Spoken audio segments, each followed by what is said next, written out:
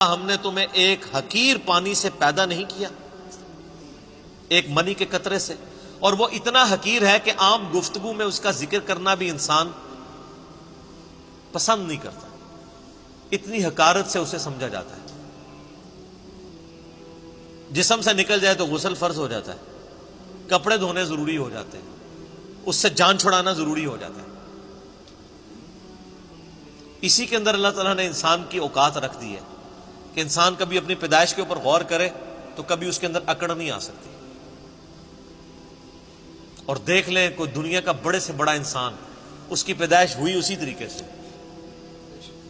ایک حضرت عیسیٰ علیہ السلام اور حضرت آدم علیہ السلام کی ایکسیپشن ملتی ہے نا، ادروائز بڑے سے بڑا کوئی پیغمبر ہو، بڑے سے بڑا کوئی فلاسفر ہو، بڑے سے بڑا کوئی جو ہے وہ سائنٹسٹ ہو، وہ پیدا اسی طریقے سے ہوا ہے، ایک حقیر بے قدر پانی سے۔ تو اللہ فرماتا ہے کیا تمہیں ہم نے اس حقیر پانی سے پیدا نہیں کیا؟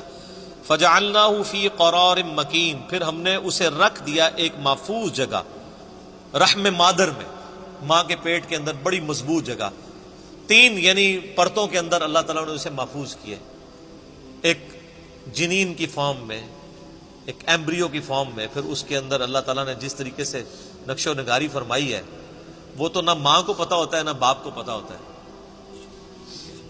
ماں باپ ویسے عزت اویل کرتے رہے، وہ تو بیچارے ذریعے ہیں، صرف کرنے والا تو اللہ ہے۔ نہ باپ کو پتا ہوتا ہے کہ کیا ہوا، نہ ماں کو پتا ہوتا ہے کہ کیا ہوا۔ الی قدر معلوم، ایک معین مدت تک کے لیے۔ فقدرنا، تو ہم نے ایک اندازہ ٹھہرایا، فنعم القادرون، تو کتنے ہی بہتر ہم اندازہ ٹھہرانے والے ہیں۔ ویل یومئذ للمکذبین، لیکن یاد رکھنا یہ جو ہم نے پیدا کیا اور دنیا میں بھیج دیا، یہ اسی طریقے سے تمہیں چھوڑ نہیں دیا۔ سیریس کریشن ہو تم اللہ کی، اس نے تمہیں کسی مقصد کے لیے پیدا کیا ہے، اور اس میں ہی قیامت مضمر ہے اسی جملے میں کہ ویل یومئذ للمکذبین۔ اب جو پھر رب کو رسپانس نہیں کرے گا اس کے لیے تباہ و بربادی ہے قیامت والے دن۔ تو یہ اللہ تعالیٰ نے ایک انسان کو اس کی اوقات یاد کروائی ہے کہ تیری کوئی حیثیت نہیں تھی۔ اللہ تعالیٰ نے تجھے ایک بے قدر پانی سے پیدا کیا، 2 دفعہ تجھے شرمگاہ سے گزارا، اس کے بعد پوری زندگی انسان پخانے اور بدبو کا بوجھ اٹھائے پھرتا ہے، جب تک باہر نہ نکال لے اسے سکون نہیں آتا، اور باہر وہ سب کے سامنے نکال بھی نہیں سکتا، پردے میں جانا پڑتا ہے، اور مرنے کے بعد گل سڑ کے ہڈیاں بن جائیں۔ یہ اس کی پوری اوقات ہے۔ کئی ایک بزرگوں کے بارے میں یہ واقعہ آتا ہے، ایون عمر بن عبدالعزیز کے بارے میں بھی آتا ہے کہ وہ ایک دفعہ اکڑ کے چل رہے تھے خلیفہ بننے سے پہلے، بڑی شانہ زندگی تھی ان کی۔ تو طاؤس تابعی تھے رحمہ اللہ تعالی، جو ابن عباس کے شاگرد ہیں۔ تو انہوں نے عمر بن عبدالعزیز کو جب اکڑ کے چلتے ہوئے دیکھا نا، یہ امام غزالی نے بھی مکاشفۃ القلوب کے اندر نقل کیا ہے، تو انہوں نے عمر بن عبدالعزیز کو مخاطب کر کے کہا کہ ایسے شخص کو زمین پہ اکڑنے کی کوئی اختیار حاصل نہیں ہونا چاہیے، اس کی کوئی حیثیت نہیں کہ زمین میں اکڑ کے چلے، کہ جو ایک منی کے ناپاک قطرے سے پیدا ہوا ہے اور 2 دفعہ شرمگاہ سے گزارا گیا ہے، اور اپنے پیٹ میں پخانے کا بوجھ اٹھائے پھرتا ہے، اور مرنے کے بعد گل سڑ کے ایک مردہ ہوگا۔ وہ دیکھ لینا فوراً بو پڑنا شروع ہو جاتی ہے تھوڑی سی لاش کو ڈیلے کرتے۔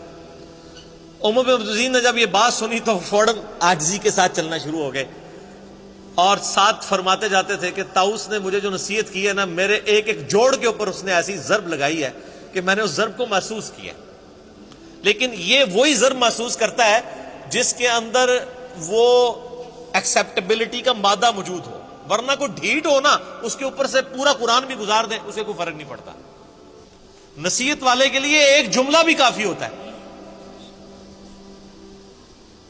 اسی طرح کا واقعہ حجاج ابن یوسف کے بارے میں ملتا ہے کہ وہ بھی بڑا اکڑ کے چل رہا تھا، اور طاؤس تابی گزر رہے تھے تو پیچھے سے کسی نے اناؤنسمنٹ کی کہ ابھی راستہ چھوڑ دو، گورنر حجاز آ رہے ہیں.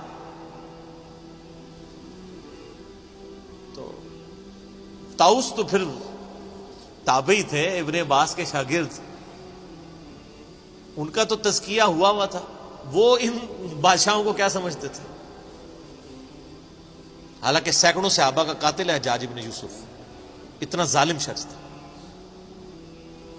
امام ترمذی نے جامع ترمذی میں اس کے بارے میں لکھا ہے کہ 1,20,000 لوگ ہیں جس کو اس نے اپنے سامنے قتل کروایا باندھ کے، بے گناہ. لیکن جو اللہ والے ہوتے ہیں وہ پھر ان چیزوں کو خاطر میں نہیں لاتے. تو حضرت طاؤس نہیں ہٹے تو حجاج حیران ہوا کہ یہ کون سا بندہ ہے. ان کے پاس آگے کھڑا ہوا اور کہا کہ تم مجھے جانتے نہیں ہو؟ ان کا میں بڑی اچھی طریقے سے جانتا ہوں، تم ایک ناپاک قطرے کی پیدائش ہو. ایک دفعہ اپنے باپ کی شرمگاہ سے نکلے، دوسری دفعہ اپنی ماں کی شرمگاہ سے نکلے، اور تمہارے پیٹ میں اس وقت پخانے اور بدبو کو تم اٹھائے پھرتے ہو سب کے سامنے، سب کو پتا ہے. یہ وہ حقائق ہیں جس سے کوئی انکار نہیں کر سکتا. اور مرنے کے بعد تم گل سڑ کے ایک مردے کی فارم میں پڑے ہوگے. میں بڑے اچھے طریقے سے تمہیں جانتا ہوں. وہ یہ سمجھ رہے تھے کہ یہ کہے گا کہ تم جو آل امیہ کے جو اتنے بڑے گورنر ہو. انہوں نے کہا میں بڑے اچھے طریقے سے جانتا ہوں. تو جس طرح حضرت ابراہیم علیہ السلام کی گفتگو سن کے وہ بادشاہ جو ہے ششدر رہ گیا تھا نا، اسے کوئی بات ہی نہیں آئی تھی. حجاج ابن یوسف کی بھی زبان بند ہو گئی کہ اس طریقے سے بھی مجھے کوئی جواب دے سکتا ہے، اور وہ خاموش ہو کے وہاں سے چلا گیا. سر ان لوگوں کی تربیت قرآن سے ہوئی تھی. یہ جو جملے بولا کرتے تھے نا وہ قرآن سے ہی بولا کرتے تھے نا. قرآن یہی تو بات کر رہا ہے. ہمیں واقعات یاد رہتے ہیں لیکن قرآن تو ہم نے پڑھنا نہیں ہوتا. قرآن یہی تو بات کر رہا ہے.